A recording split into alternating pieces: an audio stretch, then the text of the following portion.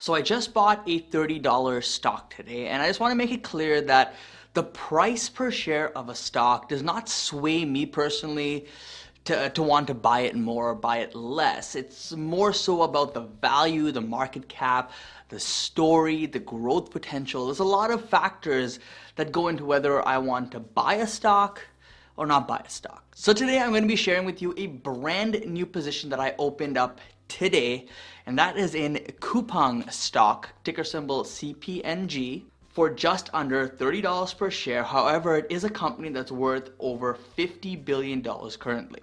And full disclosure, before we go any further and get into the details of this video, I do want to say that this stock right now is in the speculative bucket of my portfolio.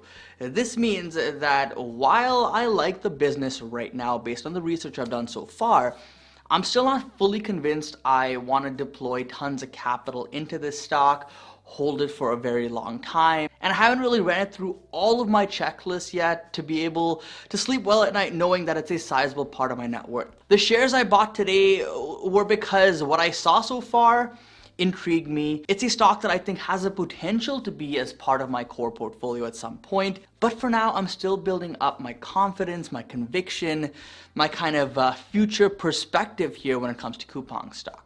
Now I will say this, I do plan to add more to this position consistently, especially if the stock continues trending lower over the coming weeks. So guys, real quick, if you appreciate me discussing new stocks like this that I'm purchasing personally, hit the like button to let me know to create more videos like this going forward. So Coupang at its core is an e-commerce company located in South Korea that is laser focused on dominating their market.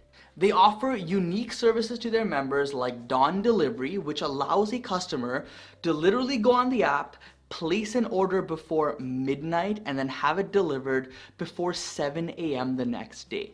Even here in the US, with services like Amazon that's dominating this market, we don't have a feature like this where we can just place an order before midnight and have it delivered literally before we wake up the next morning. That is quite impressive. They also make sure if a customer wants to return a product that they purchased, that it's seamless and super simple. There's no boxes needed, no labels, nothing. Just leave the item outside your door and Coupang themselves will come and pick it up for free. Again, this is a huge selling point. There are certain items that I personally will always, think twice about whether I want to purchase or not. And the main reason usually is because it's going to be such a hassle to go return it if I do decide to return it. With a service like this from Coupang, I would honestly be spending a lot more, and I'm sure a lot of other people would be spending a lot more, because if you can just leave it outside your door and they come and pick it up for you, that problem is solved. The third thing here is their conscious effort to be eco-friendly and kind of an environmentally friendly company with a zero packaging mission, which has reduced their cardboard boxes by over 75%. What they use instead is this reusable package here, which helps the environment and helps Coupang also reduce their costs. And all of these initiatives, all of the things they're working towards is to make the customer ask one thing: how did I ever live without Coupang? Their mission on, customer focus and delighting the customer is honestly what's made this company what it is today, what's made it a $50 billion business, and what I think is going to make it a much larger business in the future. Their whole brand, their whole reputation, everything about the company is truly centered around the customer. And you can see this when customers are surveyed, the results are clear that Coupang is the choice for consumers when it comes to e-commerce in South Korea. From 2019 to 2020, they are significantly pulling away from their competition with strong market share growth year over year, especially versus the others and how much they're growing year over year. On top of this, customers also feel that Coupang has the best prices available to them, with over half of consumers surveyed selecting Coupang as the cheapest option. And guys, all of this really has led to extremely strong retention, with most customers shopping on the platform at least a few times a month, many of which use it daily or even weekly. And all of this points towards one thing, and that is that their investment and focus on customers is paying off handsomely. Keep in mind, Amazon's whole model was centered around the customer, and that is exactly what Coupang is doing here as well. And their CEO has pretty much said, yes, we are modeling after Amazon, and hey, that's not a bad company to model after. In their most recent quarterly report, they grew revenues by 71% year over year, with active customers growing 26% year over year, and gross profits growing 50% year over year. This, however, is a little skewed because they did have a one-time expense here which hurt their margins, and if we do exclude that, their gross profits actually would be up 86% year over year. The negative point here though, guys, is that the company is still losing money, and that is definitely something we need to consider when moving forward with a possible investment here. And this, guys, honestly is a big reason why it's still in the spec bucket of my portfolio. I need to still, be 100% convinced that this company is moving forward to be a very profitable business in the future. I'm okay building up positions which I think has that path to massive profitability, as long as that path is clear to me. But as of today, Coupang is a money-losing business, and that is a risk for me personally. Now, according to analysts tabulated by StockPro here, we can see that the company has been free cash flow negative, but is expected to see free cash flow turn positive very soon, which once it does happen and remain consistent, I will most likely make this a more established position in my portfolio. Now, this doesn't mean that I'm going to be waiting for possibly years for free cash flow to turn positive to add more shares. That's not true. I'm going to keep building up this position as time goes on, as we stay below the $30 range, because I find value here even with the risks. However, I will be managing the size of this position and, the bucket that it's in, which is a spec bucket, until I'm convinced on that profitability. You also have to consider the fact that Coupang is a foreign company, and there are risks associated with that. Some of the risks, honestly, is ignorance, right? I'm not too familiar with the South Korean market, and there's only so much that I can learn being all the way here in North America. So I definitely do need to incorporate this into my analysis when I want to decide how big of a position Coupang should be in my portfolio. But guys, that being said, don't get me wrong, from a fundamental perspective, from what they have filed here in the US when they went public, things are looking pretty good with the company. They have over $4.2 billion in cash, over $8.5 billion in total assets, with only $4 million in total debt, which can easily be paid off at any time, and a total of $5.7 billion in total liabilities, meaning that they do have enough assets to cover their liabilities. So when I look at the fundamentals of this business, things are looking very strong to me, things are trending in the right direction, and that is a big reason why I initiated a buy today on the stock. Now, currently, the stock is down big from going public back in March, going from a peak on IPO day of nearly $70 per share to now sitting more than 50% lower at under $30 per share. Now, there's obviously a lot of reasons for this big sell-off. Maybe the stock was a bit too overhyped when it IPO'd, and that kind of resulted in a huge inflated run up, which now, of course, is dissipated. Maybe investors felt that the company was too overvalued at $60, $70 per share at the time. So as a result, again, it sold off. But the most recent reason, I think, is the lockup expiry, which just took place, and it's finally behind us now. And that, I think, contributed to a lot of selling pressure as well. Typically, if possible, I'd like to wait for lockups to get past us to start initiating position, because there are typically a lot of insiders that want to dump their shares and they have to wait until lockup. And whether you like it or not, that typically adds a lot of selling pressure on the stock.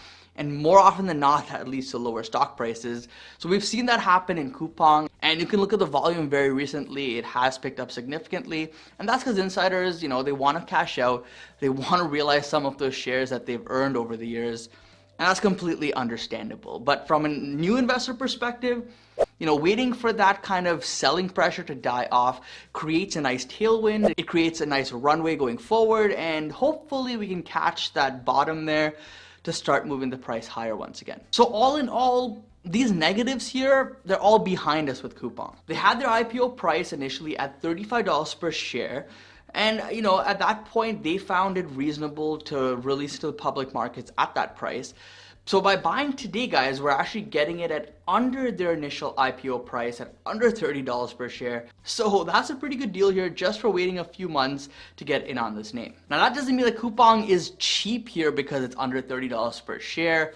It is still a $50 billion company. However, when I look at their metrics and compare it to some of the peers in this space, it does look undervalued. For example, we have a company here that's very similar to Coupang in what they do. They serve Southeast Asia, and they're trading at a $180 billion valuation, which is more than 3 times that of Coupang's, yet it's expected to bring in less than half the revenue that Coupang will in 2021. That being said, this other company, Sea Limited, they are growing faster, they are free cash flow positive already, their metrics overall do look stronger than Coupang's, objectively speaking, so they do deserve some sort of premium, but a 3x with much less revenue today, either the market's being way too optimistic with them, or they're being way too pessimistic with Coupang, or somewhere in the middle. But regardless, I believe that Coupang, $50 billion versus 180, yeah, I probably should see some upside here in the near future. Keep in mind, like we just saw, sooner or later, in the next year, couple of years or so, free cash flow positive numbers will probably be seen for Coupang as well. And maybe at that point, the market's going to reward them handsomely and the stock price may run massively. So if you had to ask me today, what are some top reasons, Nick, for considering Coupang stock? Why are you buying the stock today? Here's what I'd tell you. Coupang is a hyper-growth company with 15 consecutive quarters over 50% growth in revenue. They are the Amazon of South Korea and the leader in the market, and it gives me an opportunity to diversify out of North America, out of China, and into the Asian market here with a very well-run company.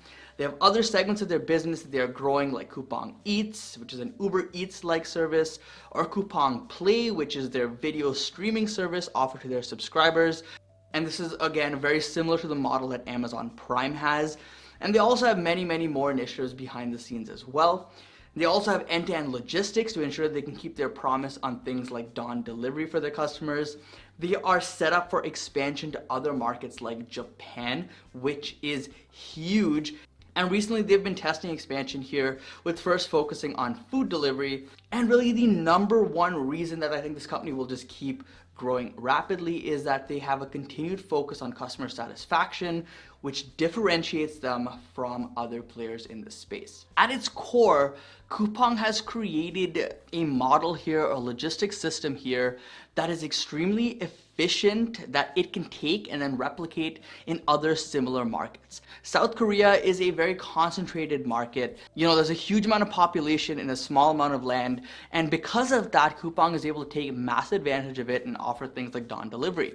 So they can take this now and replicate it in other massively concentrated markets, right? They can do it in Tokyo or certain parts of India, or even here in the US, maybe like New York or Los Angeles. There's certain pockets where you have millions of people where a service like this can thrive while satisfying customers and growing the business. I believe at this point they've already proven that their model works. I believe they've proven that customers love the service that they offer, and I think that it's just a matter of time before they go out, prove this in other countries, and that's when the market's like, oh wait, this company can be much bigger than it is today. So that's kind of my bet here with all those points I just discussed.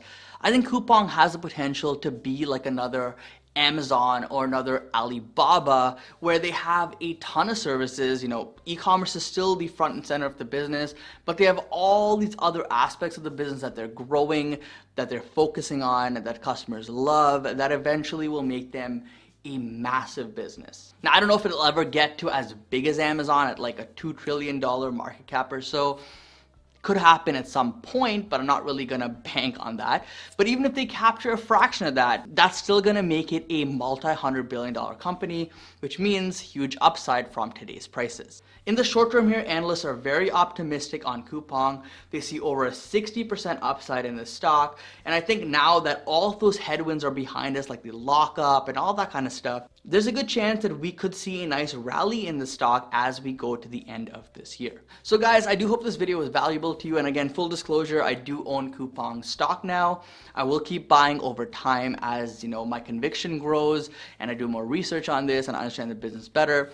And of course, if you guys enjoyed this video, hit the like button. If you want to see more videos on Coupang, let me know as well in the comments down below. But either way, thank you so much for watching. Don't forget to invest positively, and I'll see you in the next one. Peace.